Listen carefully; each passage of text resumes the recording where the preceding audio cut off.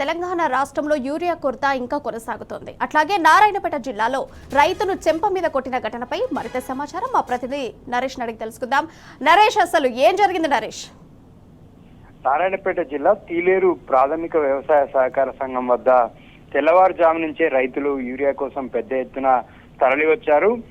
Centre నిర్వాహకులు టోకెన్లు జారీ చేయడంతో యూరియా బస్తా దొరుకుతుందనేటటువంటి ఆశతోటి రైతులు తెల్లవారుజామున చేరుకొని క్యూ లైన్ లో నిల్చున్న సందర్భంలో అధికారులు పంపిణీ కూడా ప్రారంభించారు. పంపిణీ ప్రారంభించినటువంటి సందర్భంలో పెద్ద ఎత్తున రైతులు చేరుకోవడంతో అక్కడికి పోలీసులు వచ్చారు. పోలీసులు రైతులను కంట్రోల్ చేసేటటువంటి సందర్భంలో ఎస్ఐ సహనం కోల్పోయాడు. రైతుల మీద ఆయన వారిని అందరినీ చెదరగొట్టేటటువంటి ప్రయత్నం చేశాడు. అక్కడే ఉన్నటువంటి రైతు రాకొండ గ్రామానికి చెందినటువంటి రైతు మీద ఎస్ఐ చేయి చేసుకున్నాడు. రైతు మీద చేయి చేసుకోవడం, సత్యనారాయణ రెడ్డి అనేటటువంటి రైతు మీద ఎస్ఐ చేయి చేసుకున్నాడు. చెంప మీద కొట్టి ఆయన రైతుని దుర్భాషలాడాడు. అయితే ఈ ఘటన రాష్ట్ర వ్యాప్తంగా కూడా సంచలనంగా మారింది. ఓవైపు యూరియా దొరకక రైతులు తీవ్ర ఇబ్బందులు పడుతున్నటువంటి సందర్భంలో రైతులు రోజు కూడా నిరాశతోటి సెంటర్ నుంచి వెనుదిరుగుతున్నారు. ప్రభుత్వం యూరియాను పంపిణీ చేయడంలో పూర్తిగా విఫలమైంది.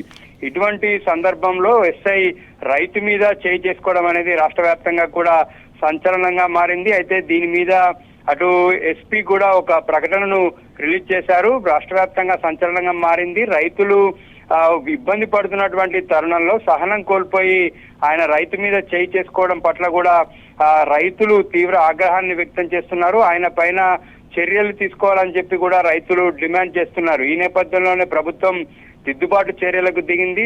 ఎస్పీ తోటి ఎస్ఐపై చర్యలు తీసుకుంటామని ఒక ప్రకటనను రిలీజ్ చేసింది. సెంటర్ల వద్ద చాలా రోజుల నుంచే పోలీసు బందోబస్తు మధ్య యూరియా పంపిణీ చేయడం జరుగుతుంది.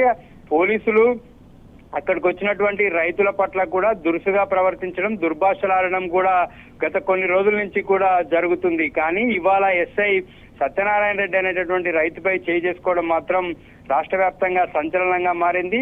ఉమ్మడి జిల్లా వ్యాప్తంగా కూడా రైతులు యూరియా కోసం తీవ్రంగా ఇబ్బందులు పడుతున్నారు. రోజు కూడా నిత్యం వారిని యూరియా కష్టాలు వెంటాడుతూ ఉన్నాయి.